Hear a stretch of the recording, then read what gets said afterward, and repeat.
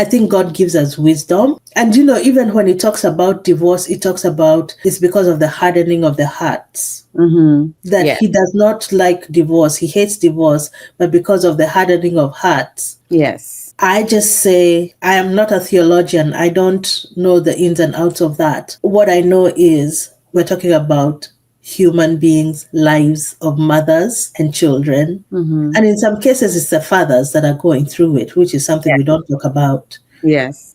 So we have to be careful. Yes, we have to be careful because it's not God's will for anyone to end up dead because they stayed in a marriage, or for children to end up traumatized for life because they experienced domestic violence over and over, or even for you as the wife or the husband to experience domestic violence over and over and just stay. That's not how God wants us to live our lives.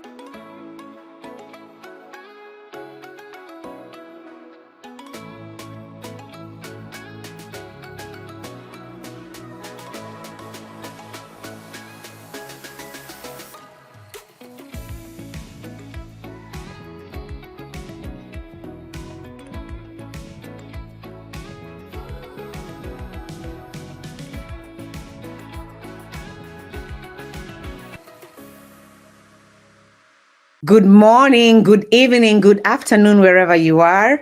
This is Dolly Ochola from Kavaya's Daughter Speaks. And today I am very, very, very, very honored to have Miriam Mwaria as my guest. Miriam is a daughter, she's a sister, she's a pastor's wife, an author, an occupational therapist, and most importantly, she's a boy mom to 2 wonderful boys. I know Miriam through Facebook, because I met Miriam many years ago before she knew me, because Miriam is very open with her life and the things that she's gone through, because she seeks to edify the body of Christ and anybody else who wants to listen to her story and learn and not make the same mistakes she made. Miriam is an author of a book called Battered, Broken and Healed, and she tells her story of how she overcame domestic violence. So Miriam, I'm going to let you introduce yourself because I know that is just like a little tip of what you are and who you are. So I'm going to let you introduce yourself and tell us something that we do not know about you.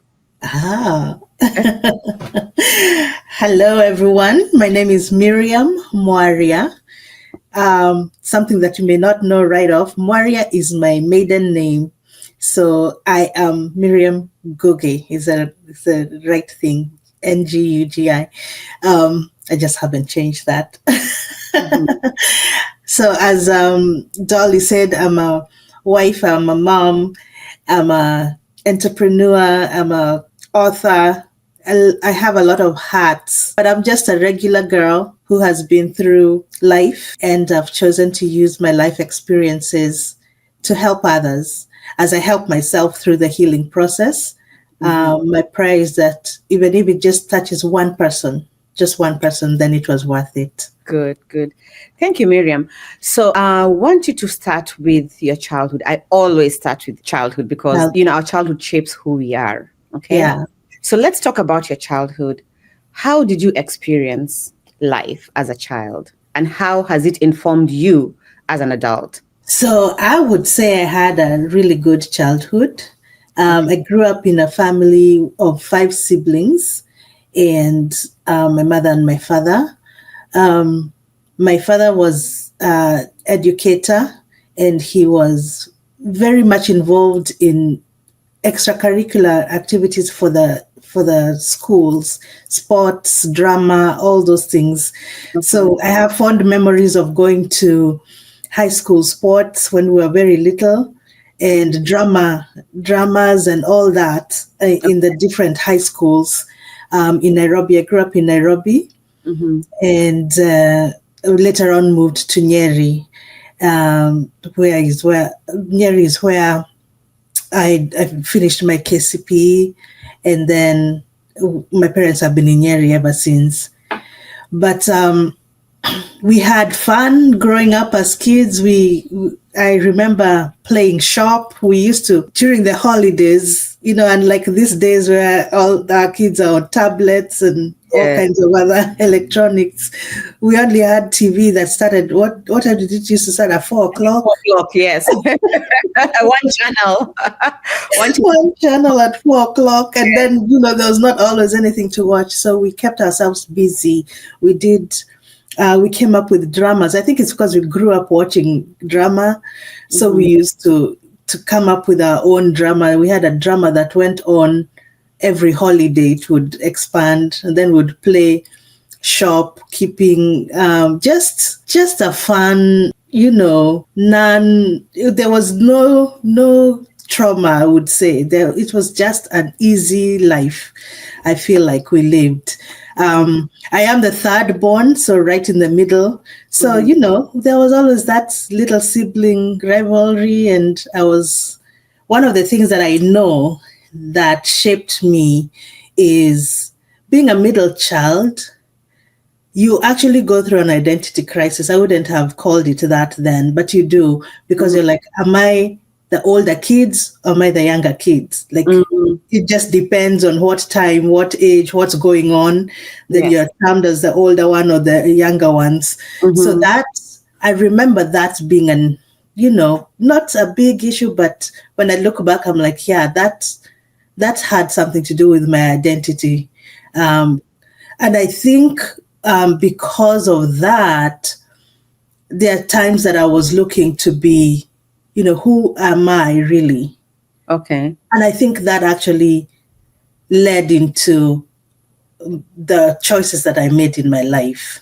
Okay. As you're trying to figure out who am I. Okay. So then you grow up in a fun and loving home, right? Yeah. And you are pretty exposed, as you said, from the time you were little to drama and other interesting things. And then you grow up into adulthood. But before that is, of course, adolescence, right? And your teenage years and your young adulthood. How was that for you? Did your parents talk to you about life, the changes you're experiencing, sex, dating? Was that the norm in your family? Very interesting. So I remember my adolescence as, well, first of all, so in high school, I became a leader almost right away. So I was a focused kind of kid, just really focused on leadership, on studies. And then at home, we grew up in the church, number one. So one of the things that we knew from an early age is whatever is going on in church, we are part of it. Okay. As we grew, we wanted to be part of that. So that drama that we used to do at home growing up, we brought it to the church, and we would have youth drama, we would have youth musicals. I mean, my adolescence is filled with youth stuff, church youth stuff. I didn't date at all.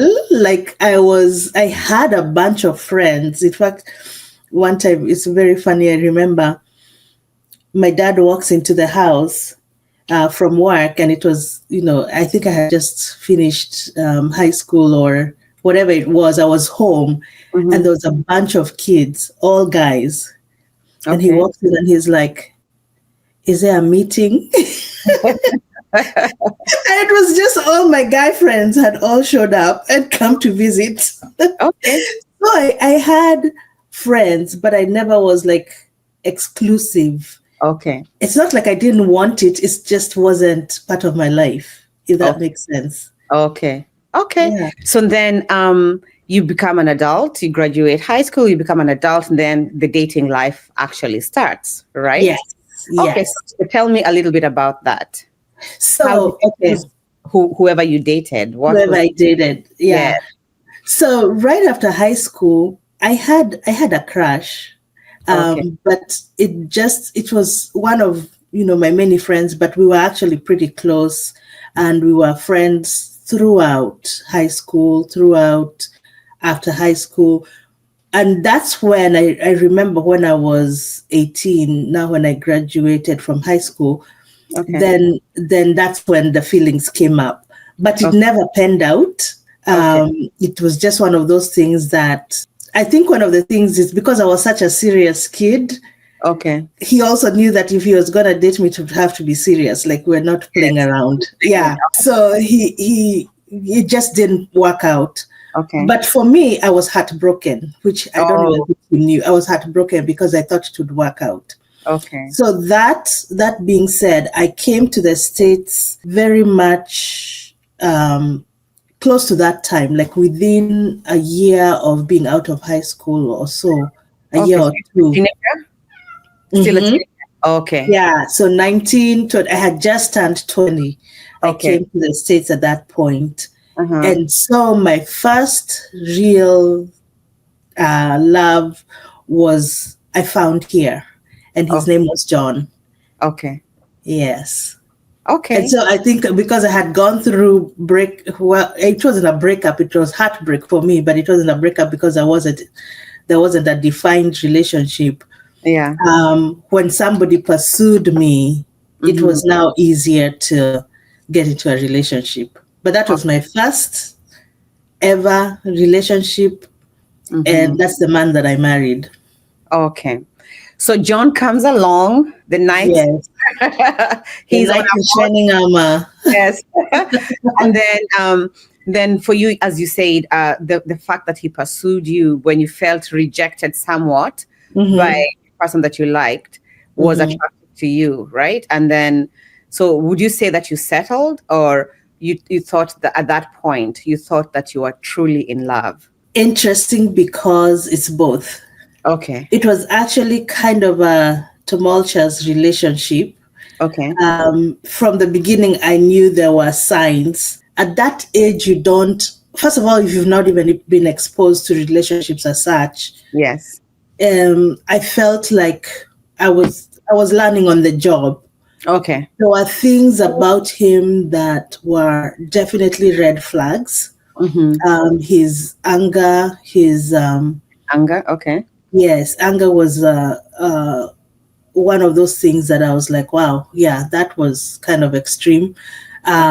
His just defiance in general to any kind of order of society. Okay.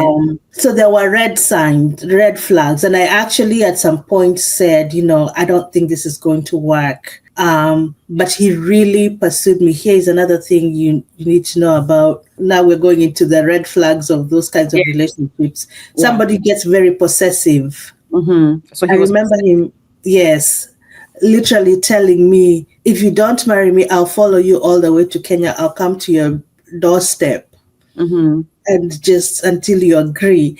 And I took it as, oh, that is so sweet that he cares so much about me. Mm-hmm. That's what it sounds like at the beginning. It just sounds like, oh, that is. So I stayed in a relationship that I knew was not for me. Again, I was more of a focused kind of kid who had goals in life, which he didn't. He was fun. He was a lot of fun. And I think that's what I liked, the fact that he was totally different from anything I'd ever seen. Okay. And that part of me that didn't really know where to fit in found something that was totally different from anybody, that even the way I grew up, that I Okay. thought this is a fun way to go. Okay. So I know that plays into it when I look back. Hindsight is 2020. Yes. So he was just a lot of fun. He was a bad boy, fun kind of guy. Mm-hmm. And so that's, for whatever reason, that attracted me. But then the other thing is, again, because I was serious kind of kid, we used to talk a lot. And I Okay. found out that he had a lot of trauma in his life, which Okay. I didn't term trauma at that point. I just No. really had a hard life. And I Mm-hmm. felt like I listened to him, I understood him, and I felt like people didn't understand him. And so Okay. it was more of I get him. I see the side that everyone, because I started getting people telling me, hey, don't be that serious with this guy. You don't want to end up with him. Mm-hmm. Because they would see the other side of him, extreme. Yeah. And I kind of knew it was there, but I just felt like somehow it would be a good influence Okay. You and that felt I understand. Yeah. yeah. And that's a big mistake, right? Huge, Yeah. huge. I cannot emphasize that any more than that. My counselor, when I eventually went to counseling, told me Jesus came to save the lost. You're not Jesus. As women have that tendency because we are nurturers. Yes. And so we feel the need to nurture. The worst thing you can ever do is feel that need to nurture a man that, first of all, you know in the depths of you, because our intuition is very real, that is not good for you. If it doesn't feel right, it's not right. So how long did you guys date before you got married? So we dated, let's see, 3 years, because we started dating immediately, really. Yeah. So So then, as a teenager, you started dating him as a teenager? yes, like at 20, I was right at 20 years old. Okay. And when we got married, I was 23. Okay. Yeah. So during your dating life, so you spoke about one of the red flags. You said he was very possessive. Yes. And you said he was also an angry person. How did Yes. anger show up? I remember very clearly one day that we went to a family reunion. And I think it was the very first one I had been, or maybe the second one. I don't remember. What I remember is he left me there with the family and went with his friends. And I was new to that. We weren't even married yet. I was just dating him. And so I remember feeling, I'm an introvert, number one. So you throw me in a crowd of people I don't know, I'm very uncomfortable. I don't know what to do. And especially when I was younger. Now I can kind of figure out my way around strangers. But at that age, I just didn't know how to interact. So I remember being, just feeling alone. And so when he came back, I was like, don't leave me. I mean, you're the one I know. But when you walk away and leave me, I'm just by myself. And he got really angry. During the event? Yes. And we were there. And I remember I was like, wow, what did I say? That I was like, I better be careful not to tell him, because it's like, I'm scolding him. So I was like, I better not scold him. Like that doesn't, that was wrong. I brought it back on myself. Like, maybe I shouldn't have said it that way. But what I remember is his aunt actually saw that exchange. And she came up to him and she's like, I hope that's not how you normally talk to her. And I always remembered that because I was like, oh, then maybe what he did was wrong. And what I did was okay. I was questioning. But I remember that thought crossing my mind. Then I thought to myself, well, I'm not gonna, because he told me not to embarrass him in front of the family. Oh, but did you tell him before in front of the family, or you pulled him aside? We were on the side. Okay. A little bit. And I was just like, I don't want to be left alone. And what is like, you better not embarrass me in front of my family. I don't remember everything he said, but I remember that bit. And so that was the first time I saw him really angry. Another time I remember was we went shopping. This time I think we were already married. And the way you're shopping and you're walking down aisles, and I saw something and I walked over to the other aisle, but he didn't know I had. And so when he found me, he was like, where did you go? I didn't know you are not with me anymore. I was like, I just walked across to the other aisle. He's like, don't ever leave me. Just make sure that I know where you are. I'm like, okay. So things like that. Okay. So anger, possession, defiance. Yeah. What did you mean by defiance? You said he was generally defiant. Defiant. So we were in school and we were boarding in college, and he would get in trouble all the time with administration. In college? Yes. Oh, okay. So you married your college sweetheart pretty much. Yes. Okay. So that whole time we were dating, we were in college. We were in college and we were boarding there. So we spent a lot of time. Okay. Yeah. So he would get in trouble. He would do things like he went to the chemistry lab, and stole some stuff and made a chemical thing that, Yeah. Uh-huh. yeah, just, just Okay. things like that, that Mm. when I look back, I'm like, those were signs of some disorders too, Mm-hmm. because later on Oh, I found out there were some mental issues, health. mental Okay. health issues. Yeah. Okay. Did he know about the issues or? He did, but I don't think they actually, I think in general, because of how, and that's a different topic altogether, but I talk about it, Mhm. how mental health is such as, there's so much stigma with it. So Okay. even his parents didn't know what to do with what they were hearing, and so it was mostly, you just need to do the right thing, you just need to behave yourself, you just, so Okay. I don't think that the proper, when I look back, I don't think he got the proper treatment. But then by the time he was getting treatment, he didn't want it. Okay. Okay. Yeah. Okay. So now you meet John, you date for 3 years, then you get married. Hmm. Now you're walking down the aisle. Did your parents walk you down the aisle? So interesting story. Oh Yes. man, I'm just this. I know. I said we can talk about anything, and now I'm going all the way back. Yeah. Um, he went. John went into the military, Okay. and I remember actually how that happened. Um, it's when I said, I don't think this is going to work out. There's just too many things that you're getting in trouble a lot, you're doing this. And he said, okay, hang on, I'm going to make a change in my life. And he said, I'm going to go to the military. I'm going to do something different. Because he also was failing in school, not because he couldn't pass, just because he wasn't doing what he needs to do. Mm-hmm. So he said, I'm going to go into the military. And he did, because he's like, I need to show you that I'm going to change my life and we're Mm-hmm. going to be all right. So he went into the military. Mm-hmm. And so he talked to me and said, if we get married, Mm-hmm. um, we get more benefits as a military couple. Okay. So we actually did a quick wedding. Mm-hmm. When he came out of, I think, basic training before he went into his next training. Okay. His parents were aware. My parents were not aware. Oh, okay. That's why I said all this stuff will come out. They were Oh, not aware.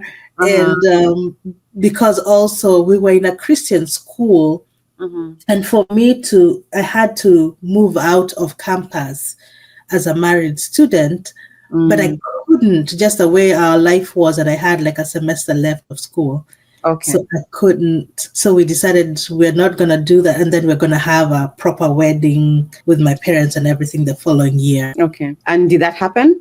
It did. It Okay. did. So I'm just, So, yeah. Okay. The reason why I was asking you that is I was just wondering, when you're walking down the aisle, are you thinking, oh my goodness, I'm making a mistake? now see, that's the problem, is I was already expecting a first child. Okay. So at this point, I just felt like we've made this commitment. We're all the way head on. We're going to be all right. Okay. Okay. We'll just figure things out. Mhm. So Yeah. then you're pregnant, you have your child, you get married. Now, I mean, you do the ceremony because you're already married. So Yeah. when does the domestic violence start? Very quickly after that. Okay. It was like a complete change of personality, I would say. Okay. After the initial wedding, or, signing of papers and whatever, the initial first ceremony that we did, I remember, because remember again, I was still in campus. I was staying on campus. And for me as an international student, I actually lived on campus even during the holidays. We had Yes. conferences. Okay. So just to give that context, so he came to visit me during the holidays. And I remember him telling me, something. I don't remember what it was. We argued about, or he told me to do something and I wouldn't do it, or whatever it was. Small little arguments that don't mean anything. Yeah. But I remember him telling me, "You're my wife now. You do whatever I say." And I was like, I think I even laughed. Then I was like, wait a minute, he's serious. By the time I was 8 months pregnant, I remember him again. I don't remember what the argument was. Now, by this time I had moved home with him, and we had the ceremony and everything. So we were now living together. He, that's the first time he hit me. Okay. When you're 8 months pregnant. Yeah. Okay. So again, that was, within that first year of being married. So it changed drastically from he had never touched me to he hit me the first time. Okay. So then he hits you for whatever reason. What do you do? What are you thinking? I'm thinking to myself, this will never, ever happen to me. I will never allow anybody to do that to me. So I start to pack my bags because I'm like, I'm out of here. And it's in the middle of the night. So number one, where am I going? Okay. I'm pregnant. In the middle of nowhere, Kentucky is where we lived at that point. Okay. And he sees me packing and he gets really mad. He's like, what are you doing? So he holds me down on the bed. And that's the first time that I got really scared. I was like, oh my goodness, not only did he hit me, he can actually really hurt me. And I remember screaming and asking, hoping the neighbors will hear. And he let go. And I went outside and I'm thinking, what do I do next? I still remember because I was in pajamas. And I remember thinking, what am I going to do? But then with domestic violence, it's a cycle and it's a control issue.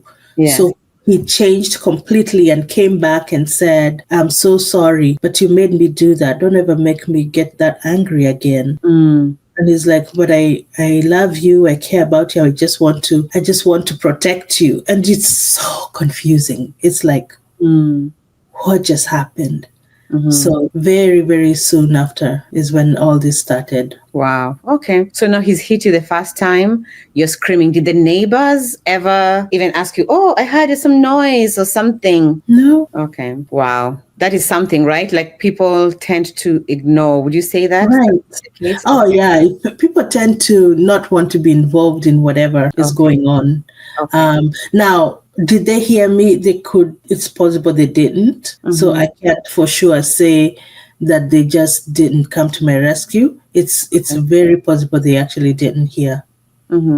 Yeah. So now he hits you the first time, and then he apologizes. So then what happens? Like how do you get yourself to move from, oh my goodness, what just happened? Somebody hit me, rather my husband hit me, to now continuing to be in the situation where you are hit again and again and again. And did you ever talk to anyone? And here's the interesting thing about that. He was a lot more emotionally abusive than physical. Okay. The physical was there, but I can literally count how many times during our marriage that he hit me. He was more very emotionally abusive, withholding his love, like literally withholding sex, withholding affection of any kind. I remember having to leave my job because he complained I was working at hours that I couldn't be home. So, things like that were more than the actual physical assault, which is again common in domestic violence situations. It's a very complicated life. People wonder why people just stay. It's very complicated. It's not clear cut that I'm being beaten up every day. No. This is still a love relationship. That's why it's complicated. Yeah. So that you get mixed feelings because does this person love me? Does this person not love me? Yeah. you talked about the cycle. Can you talk briefly about the cycle? Yes. So I find it easier to do by using specific The stage. incidences. Okay. Yes. Okay. So I'm going to use a specific incident. Again, this is now much later. We have a little boy. He's growing. He's 3, 4. It's our wedding anniversary, and I'm working, and somebody pulls up. A stranger I don't know comes to work, and it was time for me to leave work anyway. So he comes with a bag and he says, "Change, and then I'm gonna take you wherever we're going." He comes with flowers, like a bouquet of flowers, and he's like, "And I have your bag here, change, and I'm taking you wherever." So everybody's like oohing and eyeing about this. Oh my goodness! And then they look outside, they're like, "It's a limo! He's got your limo!" So picture that. And I had always said I'd never ridden in a limo, and it's something I would like. So I had a stretch limo. He had a bouquet of flowers. I changed into one of my best outfits and rode in this limo an hour and a half away from home. I didn't even know where I was going, and my husband wasn't there.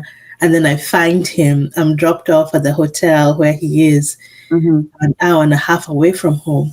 And so that should be so exciting and everything. And I remember, that happened. And then it's like, we're back to, even during that stay, I remember having dinner and thinking, we're not even having a conversation. Like, you would expect that to be so much more connection and all that. But I remember feeling disconnected. By the time we were going home, within a couple of days, I had been punched in my face. Oh, wow. Okay. And I don't remember the sequence of events, because that stuff, first of all, it's many, many years ago. If you think about it, it's like 20 years, almost 20 years ago now. Okay. Actually, it is 20 years ago.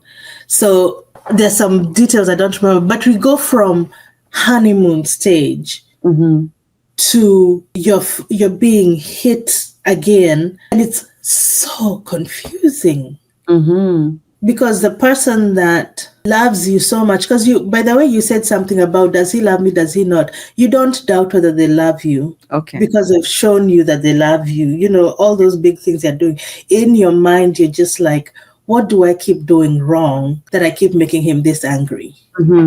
Okay, so you're blaming yourself. Most of the time, that's what it is. Because you're like, how can somebody turn from that to this? And it's always told to you that you made me do this. Yeah. You did this and this and this and this. So at that time, are you talking to your sisters? You have sisters only, or do you have a brother too? I have a brother too. No, I'm not talking to any of them.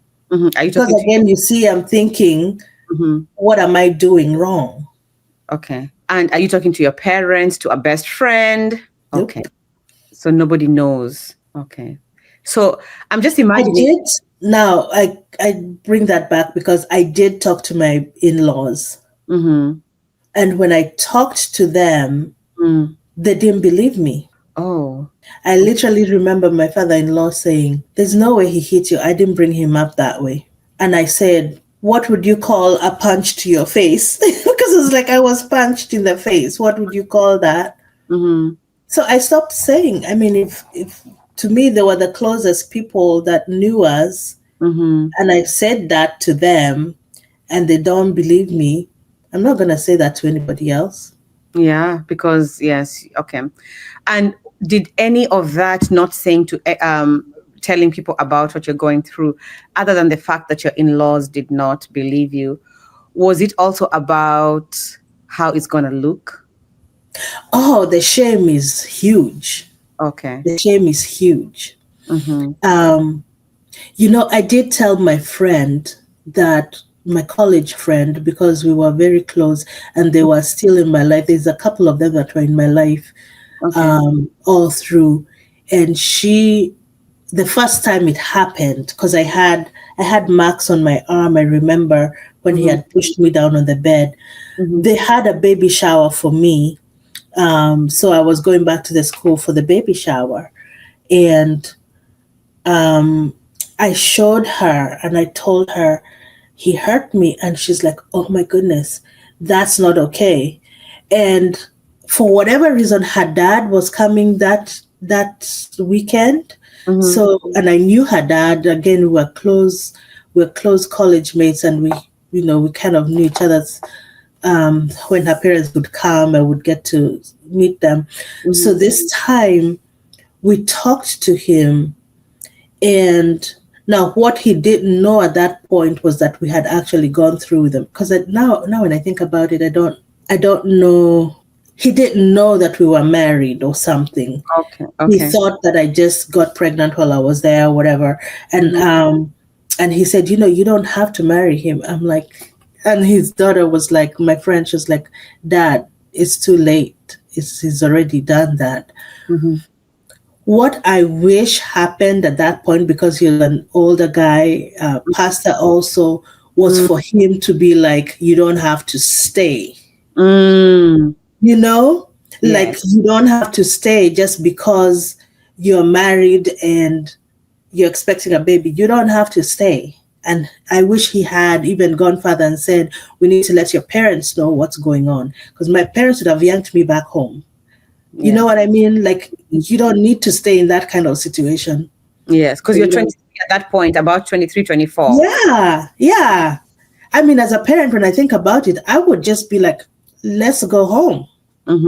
Let's go home. Let's figure this. We'll raise a baby. Big deal. But we cannot have that happen. So now you brought up a very important issue, and that's marriage, divorce, domestic abuse, and the Christian faith. Can we talk about that a little bit? Let's talk about that, because it is tough. But I'll tell you, my biggest support when now finally my parents found out what was going on. The reason I actually left that relationship was because of my dad. My dad, who is an elder at the Presbyterian Church of East Africa, said to me that, because at that point I was contemplating leaving, and my son was only 7, and he said, you will always be his mother. But if you stay, you may no longer have a mother. I have never forgotten those words. And the thing with domestic violence is that it can end in death. Oh, yes. I've said that before, and people are like, oh, no, cancel. I remember one time I was talking and somebody was like, cancel. We don't say that. I'm like, it's the truth. It is the truth. It's the truth. Yes. It has ended in death many times. Many times. Yes. And so I just think that we have to be very careful as Christians. We don't condone divorce, period. I mean, I think that's general, okay? When we come to specifics and somebody's life is in danger, you better be very careful what you say. You better be very careful how you go through that, because I don't know that Jesus would say, I would rather you didn't divorce and stay in that. We have to be careful. Now, can I say outrightly speak for Jesus about that? I can't. What I can say is we're dealing with human beings, very, very complex issues, and we're talking about lives. And so we have to be, I think God gives us wisdom. And, even when he talks about divorce, he talks about it's because of the hardening of the hearts. That he does not like divorce. He hates divorce, but because of the hardening of hearts. Yes. I just say, I am not a theologian. I don't know the ins and outs of that. What I know is we're talking about human beings, lives of mothers and children. And in some cases, it's the fathers that are going through it, which is something we don't talk about. Yes. So we have to be careful. Yes, we have to be careful, because it's not God's will for anyone to end up dead because they stayed in a marriage, or for children to end up traumatized for life because they experienced domestic violence over and over, or even for you as the wife or the husband to experience domestic violence over and over and just stay. That's not how God wants us to live our lives. So that is a complex issue for sure. and I know that Christians have not been very supportive. I do have a friend who, when she went to her pastor, the pastor actually apologized and said, I am so sorry because we have failed women in many ways. And this pastor was he saw what was happening, and he did not even try to tell her, can you stay? He knew that the situation was not good for her, and he actually apologized. And I think as Christians, we need to do more of that, and then, find healing for both the wife and the husband, the person being abused and the person abusing, before we can do anything else, What made you decide to tell your parents finally? My sister, my sweet sister, Mercy, that Okay. was suspecting there was something going on. Okay. And then one day, I lived in South Carolina. Okay. And she lived in Alabama. And one day I showed up at her doorstep. I drove all the way in the middle of the night, and I talked to her on my way. I'm like, I'm coming. And she's like, what happened? And she wasn't even home, but her roommate was home. So that's the first time I told her he hit me. And she was like, he hit, yeah. I'm like, yeah, he hit me. And when I came, I was sore and I was in pain. And so she saw that. And so she was on a mission to figure out how to get me out. So I think in that I actually told her not to tell my parents, but I think eventually she had to. Okay. So they knew what was going on. So you came with your child at that time? No, I left him. He was with his grandparents at that moment. And so it was just one of those things. I was like, I gotta go. And got in the car and went, which was probably one of the best things I did, because it gave me, first of all, it let me know that I can get up and go. And that my son will be okay because he had his grandparents. Okay. So it was my first step, without really knowing, it was my first step to know I can actually get out and go. Okay. And I have somewhere I can go. So now let me just go back a little bit. When you experienced the emotional abuse, which was, I'm assuming, verbal, and you said withholding affection, and was there any financial abuse and, stuff like that? But anyway, was your son a witness? He was not, as far as I know. And when I go back to the discussion we had when he was older, he never ever saw it. Okay. The emotional, though, I do remember him being there, but he doesn't remember the situation that I was thinking about. One day I asked him, do you remember Daddy taking the keys? I'm driving and your daddy reached out and stopped the car and took the keys and got you out of the car and me out of and left me in the car without the car keys, and you guys walked to Grandma's house. And I don't remember whether he could remember that or not. But it was very rare that he saw. Okay. That's the one incident I can think of, but he never ever saw the physical. It always happened when he was asleep. Okay, when he was asleep. But I'm just wondering, because even though children don't see and witness, the feeling, because then mom is upset, and when mom is upset, she presents in a different way, even though she might be trying to cover it. Yeah. Children are very intuitive. We think no, but they do know. Yes. Okay, now fast forward. Now you go to Marcy's house. Did you stay? Was that the time you decided to leave and you never went back, or did you go back? Because I had just got up and gone. So she was also like, okay, let's think through how we're going to do this so that you can move properly.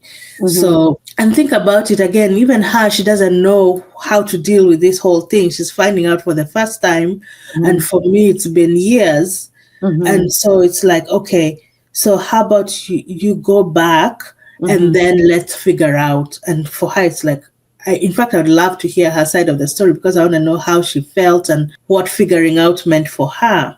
But when I went back, then I stayed.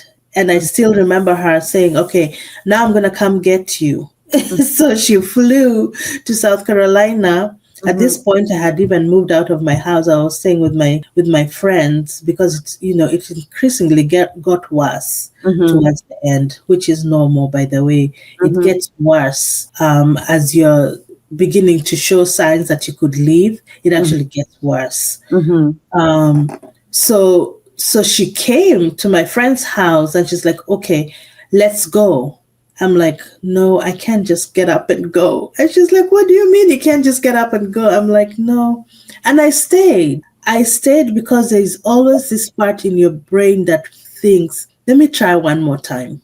Let me just try and see what is it that I could do differently. Yeah. So now you've gone to your sisters, and then now you've moved out of your home, of your marital home, and now you're staying with a friend. I'm just curious, when you went back from Alabama to South Carolina, right? What did you tell John? Like, I'm just wondering, were you scared to drive back? What did you tell him? Where were you? I think I was at my friend's. No, I think I'm trying to remember. Again, bear with me because it's such a long time. I had already moved out of the house. But we still collaborated because I think I had gone to get the baby or something. And that's when you are. Okay. Yes, because what it was, I went and I found that he had another woman in the house. Okay. And so it's a whole different thing. So it became a fight. And but then when I left, I didn't tell him where I went. So he didn't know. He actually didn't know. In fact, I remember his mom calling me. I remember him calling me. And then finally I called back and I told him that I'm in Alabama, but I'm coming back. Okay. Yeah. Okay. So then you are staying with your friend. So did you go back and stay with him? How did that end up? How did that pan out? I think I went back. I don't remember the sequence because I know I went back at some point because, like I say, we're always trying to fix it. And the thing is, everybody around you also wants it to be fixed, So they want you to tell you like how cute you are together. Yeah, all those things. Yeah. When he's calmed down, he's such a good guy. You guys are so good together. You just need to pray through this and work through it, Okay, so then, sorry, yes. Yeah, so I did go back at some point. Okay. Now, what is the straw that broke the camel's back? What made you decide, you know what, this is it, I am not turning back? And how was that process for you? Okay, so here's the thing. Domestic violence has taken different, even in the public eye, in the police force, in all that, it's been evolving. Yes. I would say for us, at the point when it got where I knew I could call the police. Okay. I had called once or twice and nothing had happened. What do you mean nothing had happened? Okay. So the first time I called and the policeman came, and again, remember, it's control. My husband was washing dishes, calm and everything, and I looked like the crazy one. Okay. And I was told, don't call us, figure out what it is with your husband, but don't call us. And I'm thinking, oh my goodness, how can I even show you that this is real? Yeah. So this time, I came home and whatever caused the whole thing, I had gone out for a conference and came back home, and the baby, I had left the baby with him, and I could tell there was smoking and drinking and stuff in the house, and that's what caused the fight, because I don't do any of those, and I was like, we don't do that around the baby, and I was mad. So the fight ended up being that I threw a shot glass. I didn't throw it at him, but I, just in anger, threw it away. So when he got a hold of me and pinned me to the floor and all that, when I got up and called the police, They Mm-hmm. came and so when they asked what happened, I did tell them that I threw the shot glass. So remember, I was talking about the whole domestic violence thing evolving. Mm-hmm. At this point, there was no longer they started taking domestic violence seriously. Okay. So no matter who was the aggressor, Mm-hmm. you got taken to jail. So Okay. in a nutshell, we both got taken to jail because like we can't tell who. We can see marks on you, so we know he has done something. But you Yeah. told us you threw the glass. I'm like, but I didn't hit him. It's like, but you threw the glass, so we Mm-hmm. have to take you. So they took us, and I still remember that cop that took me because I was like, I couldn't believe I'm being taken to jail. I'm telling you, I can write. I can make a movie of these stories. Mm-hmm. Mm-hmm. He said maybe this is how you can get out of this mess. Like you Um, don't need to stay in this mess. mm-hmm. And so I remembered those words. In we stayed overnight in jail, and then we went into to see the judge, and the judge could read through it already. He knew who was the aggressor, and he said, "I need you to get out of that house today." He told him to get out of the house and leave everything, and he cannot have any contact with me. Mm-hmm. Well, I went home Mm-hmm. and he changed all that, and it became no, let him stay in the house now because he would get with his parents, and it's manipulative. So Mm-hmm. his parents said, okay, let him stay in the house, you come and live with us. Oh, Yes. that's odd. That is very really odd. Yes. It should be. It's easier the other way around Thank you very much. because you're not there. Okay, I mean, as much as you're their daughter-in-law, it's more comfortable for him to go and stay with his parents And so he would keep coming. because he's going to his parents' house. Yes. Okay. And so during that Mm-hmm. chaos, I decided I'm done. And then my parents got to know. And so I Mm-hmm. had that conversation with them, and they said, out of there. Mm-hmm. And that was it. I literally packed everything in my car. Mm-hmm. I rented a car actually, Mm-hmm. put everything, drove from South Carolina to Alabama. Never came back. Okay. Wow. How were you mad at your sister for telling? No, because at this point I knew I needed help. Okay. I was already struggling with my mental health. Mm-hmm. I had gone back to school. I couldn't concentrate. I mean, Mm-hmm. my life was falling apart. Okay. I Okay. just needed help, and I didn't know how to get help. Mm-hmm. Yeah. And out of curiosity, did the parents ever come back? Did your in-laws ever come back to you and say, oh my goodness, we made a mistake. We should have believed you. We should have helped you. Not in those words, Okay. but at some point things got so bad that they had to run away from him. Oh, okay. So Oh, okay. yeah, they were like, we are not gonna deal with this anymore, and they went. So they knew Okay. that because he also had mental health problems. So they Okay. knew that definitely if they can't be around him, Yes. Okay. then I couldn't. Yeah. So now you said that you threw the shot glass at him because you were upset At the about wall, really. Yeah. at the wall. Not yes, sorry, at the wall. Yeah. Because you were upset about the condition in the house and what he had exposed your son to. But Miriam, is that who you are? And if not, Oh. how did domestic violence change you? Oh man. By that time, it had reached a point where I was like, I don't really care anymore. There are times I would try to actually physically fight him, which meant nothing. He would just hold me because he was so strong and he was taller than me and bigger than me. Mm-hmm. But you're literally fighting for your life. Okay. You're just trying to figure this thing out, and the way it makes you so angry, the worst of you comes out. Mm-hmm. The worst of you comes out there. I mean, I remember words coming out of my mouth and things that I did because you're so frustrated and you're just trying to survive. Mm-hmm. Now, do I take responsibility? Absolutely, I take responsibility for the things that I did wrong in terms of how I responded, how I reacted. We always have to take responsibility for how we react. Mm-hmm. So I take responsibility for throwing that shot glass. I take responsibility for words that I said. Mm-hmm.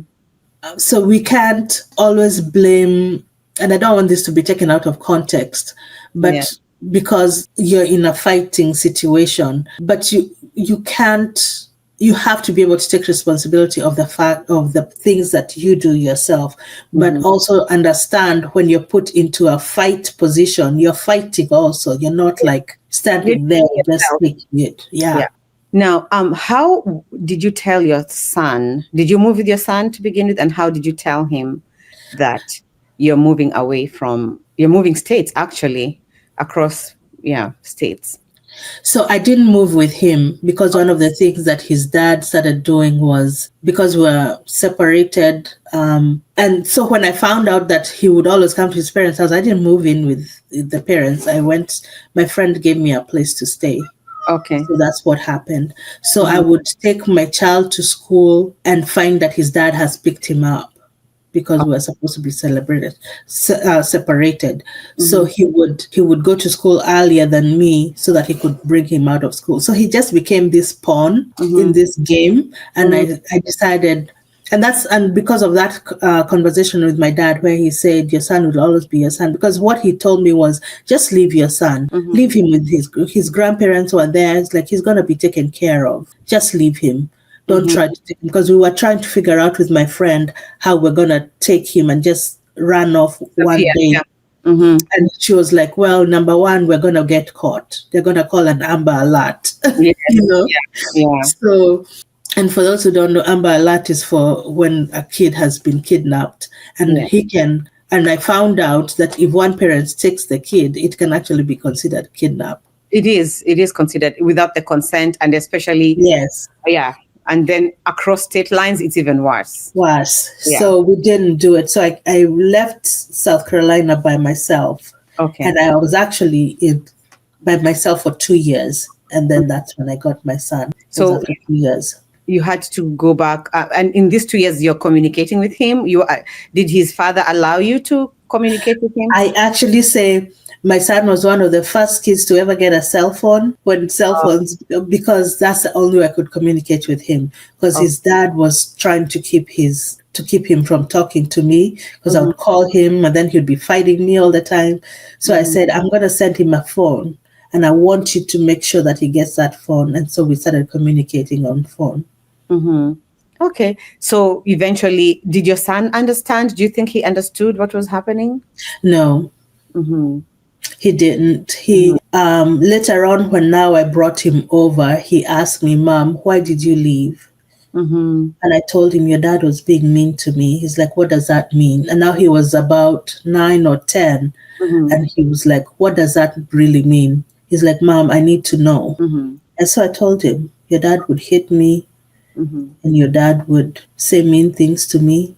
Mm-hmm. And he even asked me, he's 9 or 10, and he looked at me and he's like, "Mom, did he sexually hurt you? Mm. Did he rape you?" I think is what he asked me. And I said, "No, he didn't." Wow. So your son had a lot of wisdom. Yeah, he was like, and then after a while, he's like, I can't believe you, because if I believe you, I would have to believe all those things about my dad. Mm. And I told him, I understand. Mm-hmm. How was the transition? Because I'm thinking you've not been living with him for 2 years. So it's like, as much as you're talking to him on the phone, you really don't know him. Right. How was that? It was hard for him, especially because he also changed schools. So he became where he actually used to get into fights in school. And so we had a lot of talks about, you don't have to hit back. You just, what are they saying? What are they doing?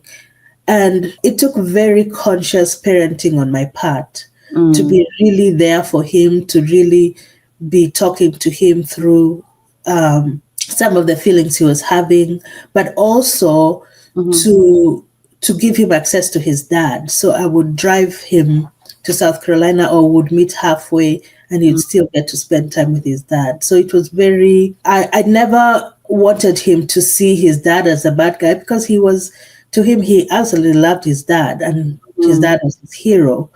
So I did the best I could. And and really, as time went on, John calmed down. And so there was no longer, a reason for him to control me. I was in control of my life. He Mm-hmm. was out of control of his life, but he no longer felt. I would say for me, I was on the lucky end of the domestic violence cycle, because I figured out how to end it, but still had a relationship, which is rare to do Mm-hmm. both. He just never had any control over me anymore. And we just communicated and met up because of our child. And Okay. so it actually ended well, I would say. Mm-hmm. Um, but then that's also confused our child a lot more, because he's like, but you guys are fine. Why don't you just No. get back together? Yes. Yeah. Like, you talk, we meet together, and why don't we just just go back and be a family? Mm-hmm. It is very confusing. So Yeah. what support did you seek? What help did you seek, so that if there's anyone in that position, they could, kind of get an idea of what steps What to take? the first thing that I did was actually I went to a I went to a mental health clinic, because I felt like I was going insane for real. I was Okay. like, something is wrong with me. I feel like I'm going crazy. So I got to talk to a counselor, and she's like, no, you're not going crazy, but you have a lot of stuff that's going on, and you need counseling. And she recommended marriage counseling. So we started marriage counseling, but he didn't think there was anything wrong with him, so he stopped. But that marriage counselor said she wanted us to do it separately anyway, Okay. and she was the key to me, first of all, understanding that I was in an abusive relationship, because you don't actually, it's not obvious to you. Mm-hmm. When you're going through it, it's not obvious. Sometimes you're just like, this is, yeah, it's not, it Right. doesn't feel good, but you don't know that it's actually abuse, and that it shouldn't be happening. So she was the first person to actually say, do you realize that you're being abused? I'm like, no, it's just sometimes. It's like, no, you are being abused. Like, Mm-hmm. this is not normal for relationships. And I was like, huh. And I started thinking of the relationships I knew, and I was like, well, I haven't had. But then I'm like, I don't tell people, so maybe they don't tell me. But it was the first. I think the biggest thing somebody can do is go outside of your family Okay. to seek help from a professional, Mm-hmm. because they can see clearly, and they have no emotional connection to you. Mm-hmm. Okay. Miriam, you wrote a book. Can you tell us Yes. briefly about the book, and where can we find the book? Oh, yeah. So I have it on Amazon, Okay. and you can find it hard copy. You can also, if you have a Kindle, you can get it on Kindle. So the book is really, I've given you some stories. It's really stories of my life like that. But Mm-hmm. I also talk about how to help I talk about the church, like we just talked about the church, because in there I give details of how the church tried, but they failed me, and Mm-hmm. what we can do instead. So it's not just my story, but it reads like a novel, because it's those stories that I told you and some more. And then what should you do to help somebody who's in this situation, and how can somebody in this situation get out of it? Okay. And what is the title of the book? The title is Battered, Broken, Healed. Okay. So we are looking at Miriam as a healed woman, and Praise she's the Lord. married. Can you tell us a little bit about Yes. marriage? Marriage after. Mm-hmm. Um, I always wanted to get remarried. Okay. My parents are my best example of a good marriage, Okay. and then my siblings. So I wanted that for myself. Um, and praise the Lord, He Mm. knew that I wanted that, and I have the most amazing human to do Okay. life with. I got married. You see, I'm blushing. I got married in 2016, Okay. and it's been it's been the best thing ever. Mm-hmm. We've had some really tough issues to go through, as we'll talk about, right? We'll talk Mm-hmm. about some of that. Yeah. Uh, but we have a little boy that came into the world to Okay. 2017. So Mm-hmm. started all the way over again, and it's been a wonderful ride. But Good. yeah, it's Mhm. possible. It is possible, but I just want to emphasize that you didn't just move from this abusive relationship and then stay out for a couple of years, which the number doesn't really matter, but you didn't just come out of it and stay out and get married and everything is okay. You Oh came no. out, but you worked on yourself. You went for therapy, you went for healing, you sought Yes. all the resources that you could so that you could go back to being Miriam Yes. before you even pursued any relationship. Yes and no, because I pursued other relationships. Okay, no, But no, no. it This was part, kind of relationship, yes. Sorry. yes, it was Yeah. part of the healing process. So Mm-hmm. you will make those kinds of determinations, but you also come out of it knowing a bit better. So you're always watching for the red signs and Mm-hmm. the red flags and all those bad signs. So I was hyper vigilant. I Yeah. was hyper vigilant. Mm-hmm. But yes, I did get into a couple of relationships, but it took, I keep saying it took 10 years to get into the right relationship that led into the beautiful marriage that we have now. Okay, thank you so, so much, Miriam, for sharing your story. And domestic violence is not fun, it's not something to be taken lightly. Mhm. Violence is a life issue, it's a life and death issue. And so, if you're experiencing domestic violence, we have resources that we're going to put at the end of this video, including Miriam's contact so that you can get the help you need. And there's hotlines that are available for you, even if you don't want to go to someone in person. There's hotlines available for you, and all those resources will be at the end of this video. I want to thank you so much, Miriam, for sharing your life and for edifying us and for telling us what to do and what not to do, but most importantly, for planting a seed in somebody's life, because I do know for a fact that your story is going to change somebody's life. Thank you Amen. so much for honoring us with your presence. Thank you.